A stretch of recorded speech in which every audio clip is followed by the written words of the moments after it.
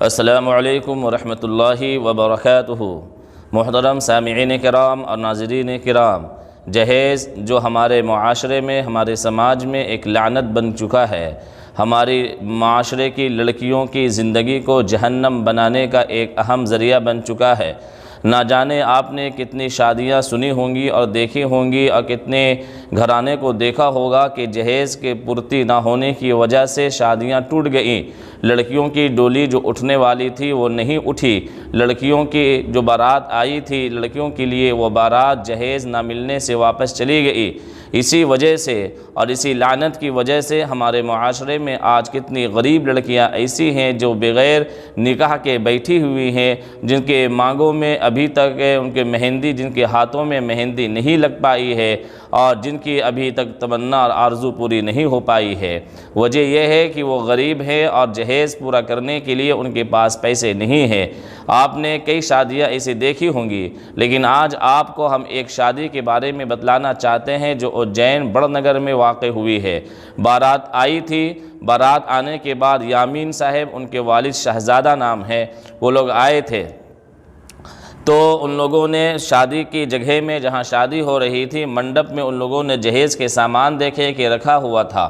جیسے ہی جہیز کا سامان ان کی نظر پڑی، ان لوگوں کی نگاہ پڑی، ان باراتیوں میں سے آئے ہوئے ان کے رشتہ داروں نے، بیٹے نے اور باپ نے صاف طور پر ان کے لڑکی کے ماں باپ کو بلا کر یہ کہہ دیا کہ اگر آپ لوگ جہیز کا سامان یا جہیز ہمیں دیں گے تو ہم لوگ بغیر نکاح کے اور بغیر شادی کیے ہوئے یہاں سے واپس چلے جائیں گے۔ ہم نے پہلے ہی آپ سے کہا تھا کہ بغیر جہیز کے ہم لوگ شادی کریں گے اور کسی بھی طریقے کا کوئی ڈیمانڈ، کوئی سامان، کوئی مطالبہ نہیں ہوگا، لیکن آپ نے ہماری بات نہیں مانی۔ لڑکی کے گھر والوں نے بہت آرزو منت سماجت کی کہ ہم لوگ اپنے دل سے، اپنی خوشی سے یہ چیز دے رہے ہیں، ہم لوگوں کے اوپر کوئی بوجھ نہیں ہے، ہم لوگوں کے اوپر کوئی دباؤ نہیں ہے۔ لیکن لڑکے نے اور لڑکے کے باپ نے بالکل یہ ٹھان لیا تھا اور یہ تہیہ کر لیا تھا کہ جہیز کا ایک سامان بھی نہیں لینا ہے۔ کافی دیر بات چیت ہونے کے بعد یہ طے پایا کہ کچھ سامان، کچھ برتن لے جائیں۔ باپ اور بیٹے نے منع کر دیا کہ ایک بھی سامان، ایک بھی برتن دیں گے تو ہم لوگ یہاں سے بغیر شادی کے، بغیر دلہن کو لیے ہوئے واپس چلے جائیں گے۔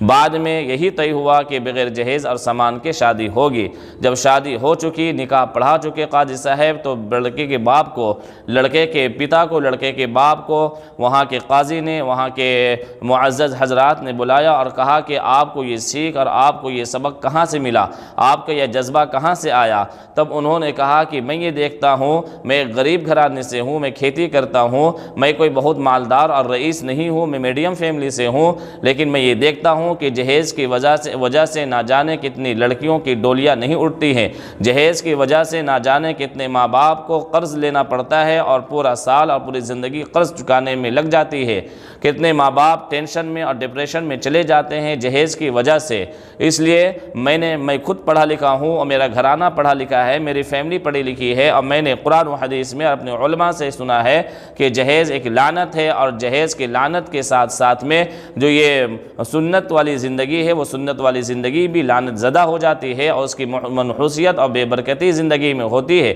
اس لیے میں نے تہیہ کر لیا اور میں نے بالکل ٹھان لیا تھا کہ جہیز کے بغیر میں شادی اپنے بیٹے کی رچاؤں گا اور سنت کے مطابق رچاؤں گا۔ میرے بھائیوں اور دوستو، وہاں بیٹھے ہوئے تمام مہمانان کرام، تمام آئے ہوئے لوگ بڑی خوشی ہوئی، بڑے خوش ہوئے، اور لوگوں کی آنکھوں سے خوشی کے آنسو بھی نکلے اور بڑی دعائیں دی گئی۔ اب اندازہ لگائیے کہ جب ایسی شادی ہوگی تو اللہ رب العزت کتنی برکت اس شادی میں رکھے گی، ان سے جو نسل آئے گی، جو اولادیں اللہ رب العزت دے گا، کتنی نیک اور صالح اولاد ان لوگوں کو عطا فرمائے گا جو لوگ بغیر جہیز کے اور سنت کے مطابق شادیاں کرتے ہیں۔ میرے بھائیوں اور دوستو، آج ہمارے معاشرے میں اسی کی مہم چلانے کی ضرورت ہے، اور اس چیز کی ضرورت ہے کہ ہم لوگ اپنے نوجوانوں کو، گھر والوں کو، عورتوں کو خاص طور پر یہ ترغیب دیں کہ اپنے لڑکوں کی، اپنے گھر کے بچوں کی، اپنے گھر کے بالغ لڑکوں کی جو شادی کرائیں تو بغیر جہیز کے مطالبے کے، بغیر کسی چیز کی ڈیمانڈ کے شادی کرانا چاہیے۔ اس سے جو غریب لڑکیاں بیٹھی ہوئی ہیں، جو غریب لڑکیاں شادی نہیں کر پا رہی، نکاح نہیں ہو رہا ہے،